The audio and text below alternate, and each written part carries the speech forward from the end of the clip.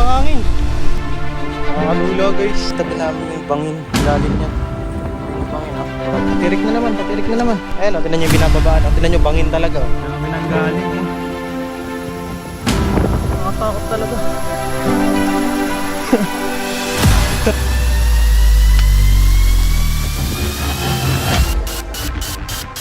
So guys, yung peak. Nagsimula kami sa prayer and orientation ng mga bandang 5:07 AM. Pinagati-hatian namin ng 1,000 pesos bayad para sa tour guide. Plus, may mga iba pa kaming binayaran para sa registration. Magandang meron tour guide kasi bibigyan nila kayo ng radio and meron na kayong sariling picture taker. Di na rin nagtagal at nagsimula na kaming maglakad.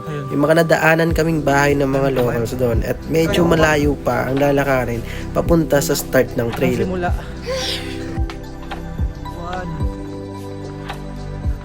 Medyo lumiliwanag na. Wala pa daw kami sa start ng pinaka-trail. Medyo inaabot na kami ng liwanag at wala pa rin daw kami sa start ng trail. May mga ilang tindahan kayong madadaanan during ng paglalakad nyo. The first checkpoint. Ayan guys. Saan tayo punta dyan kuya? JM. Doon daw kami pupunta. Sa pinakamataas na yan. Yung pinaka-summit na nakikita nyo ay yan ang destination namin at nakikita nyo sa kanan yan ang dadaanan namin papunta Nakikita doon. mo ang ganda ng Mother Earth. Kanina pa kami naglalakad. Dito pa lang pala yung pinakasimula. Yung old trail pababa. Yung new trail pataas. Na pinagkaiba niyan kuya JM? Sir, mano dito? Maano? Ma-forest dito. Ma-forest dito, hindi gaano. May view.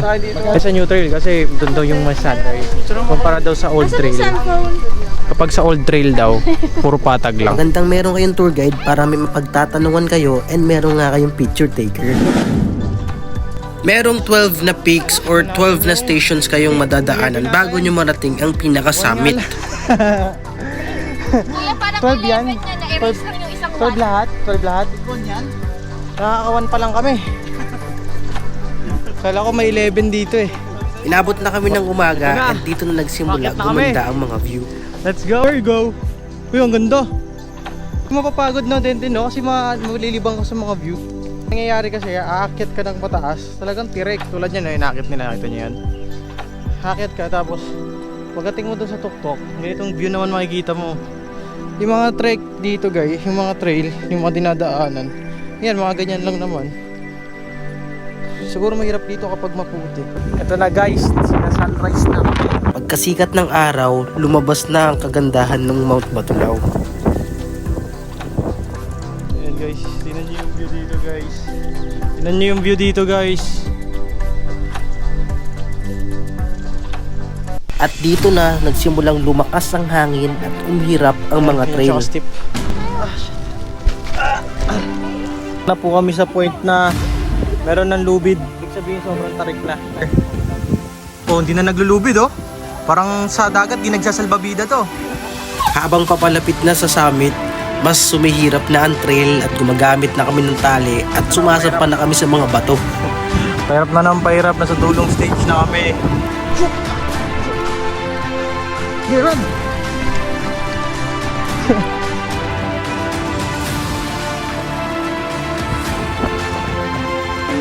Diyan kami nang galing oh. Tanggalin namin yan, ayan oh. Dugot natin. Wala tayong basura. Ayun guys, ayun na yung peak guys, malapit na kami. Ready guys, stop na kami. Let's go din. Ayun na, number 12. 12 out of 12. We did it. Nagawa natin. Gusto ko na mo eh. Yung view sa pinakataas.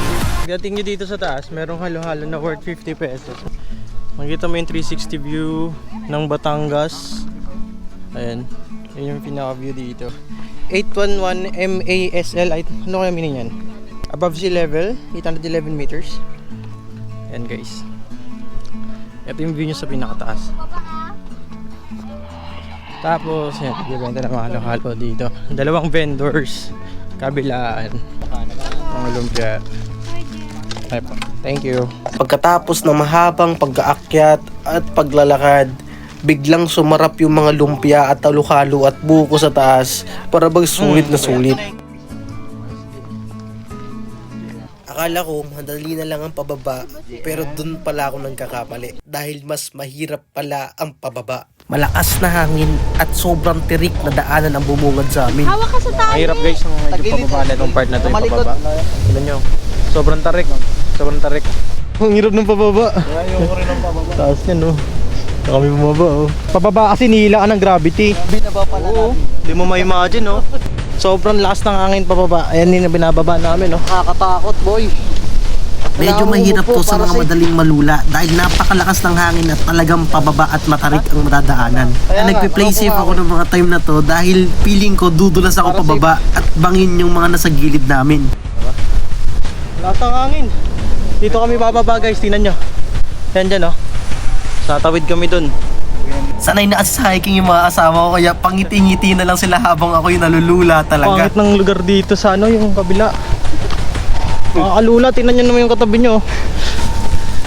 Pag malulalain ka sa heights, nakatakot talaga. May na-realize ako habang bumababa kami kaya tinigil ko muna ang pagbablog. Hirap ng pababa eh.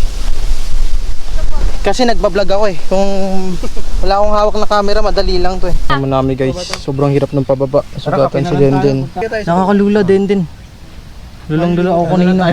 Kaya nakaganyan ako maglakad oh, para akong lolo. So overall, ang Mount Batulao, ang pag-akyat at pagbaba, overall, is good for newbie siya. Kasi baguhan lang din naman talaga kami nag-hiking. At kinaya naman namin with a konting thrill lang talaga. Kung malulain ka, mas ma-excite ka dahil kakayanin mo. 1:34 kami nakabalik. 1:34 kami nakabalik. So basically around 8 hours kaming umakyat at bumaba sa Mount Batulao bago kami nakarating sa mismong pinag-alisan namin. Yeah! We're alive! We're alive!